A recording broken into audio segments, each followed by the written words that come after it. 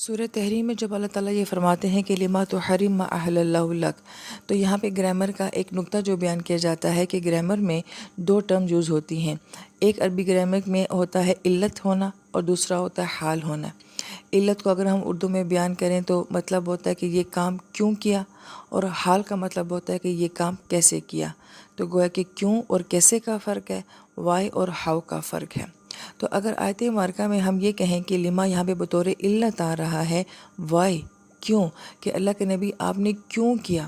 کرنے کی کیا ضرورت تھی، تو اس کا یہ مفہوم نکلے گا کہ نبی علیہ السلام نے مجبوری میں، پریشر میں، بیویوں کی وجہ سے جو ہے آپ نے ناخوشی میں یہ کام کیا ہے۔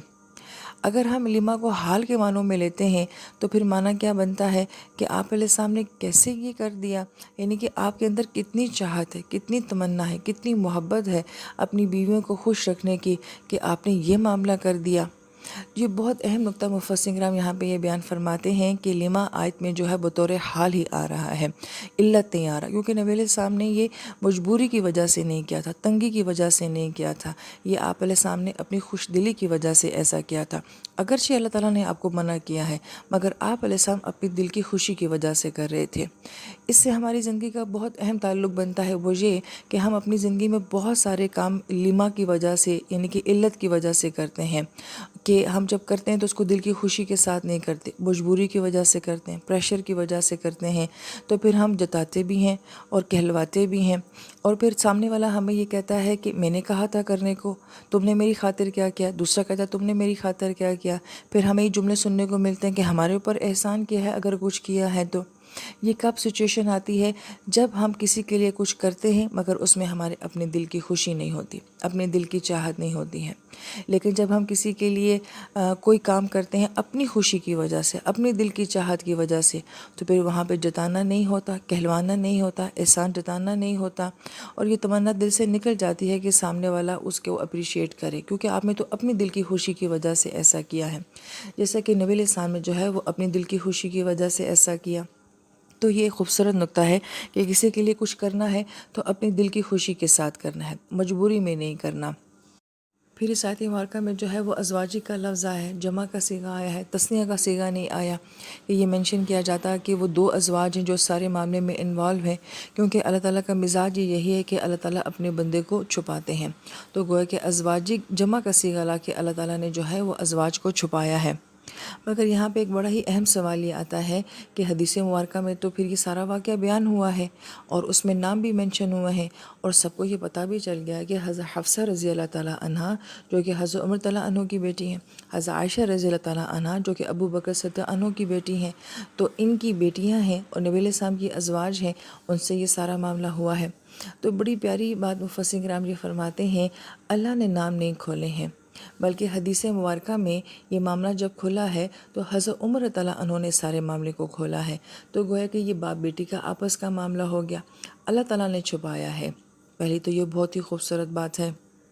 لیکن اس سے آگے مزید یہ بات آتی ہے کہ حضرت عمر تعالیٰ عنہ نے اس سارے معاملے کو ایکسپوز کیا تھا، تو اب تو بہت سارے لوگوں کو پتہ چل گیا، ہزاروں لوگوں کو جو ہے اس سارے معاملے کا پتہ چل گیا ہے، تو اب کیا اس کا کوئی نگیٹو تاثر پڑے گا؟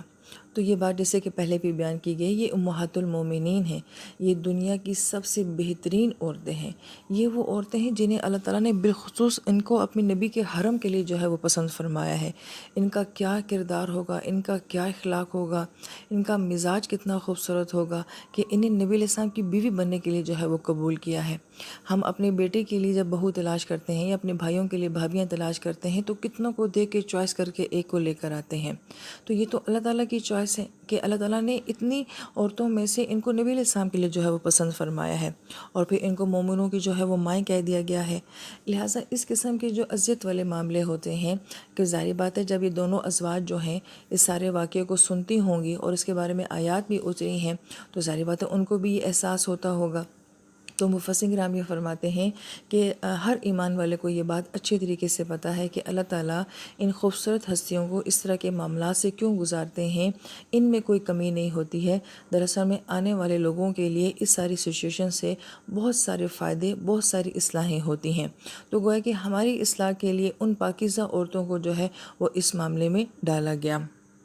اور اگر اس کو دوسرے پوائنٹ آف ویو سے دیکھا جائے تو محبت کے لیے کیا ہے نا، نفرت کے لیے تو نہیں کیا ہے۔ نبی علیہ السلام سے چاہت ہی اتنی زیادہ تھی تو گویا کہ نبی علیہ السلام کی ٹینشن لینے کے لیے، تو اگر کوئی بیوی اس طرح سے کرتی ہے تو گویا کہ اس کے پیچھے کوئی ان کا منفی کردار تو نہیں ہے تو زیادہ اور محبت کی چاہت ہی ہے، لہٰذا کسی بھی طریقے سے ہم اس معاملے میں ازواج کو بلیم نہیں کر سکتے ہیں۔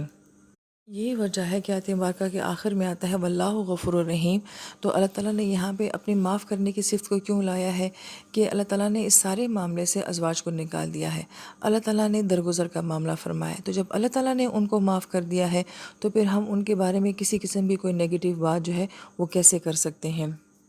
لہٰذا بالخصوص اللہ تعالیٰ کا ان صفات کا یہاں پہ ذکر کرنا ازواج کے معاملے میں بھی ہے اور نبی علیہ السلام کے معاملے میں بھی ہے کہ نبی ہم آپ کے لیے بھی بہت غفور الرحیم ہے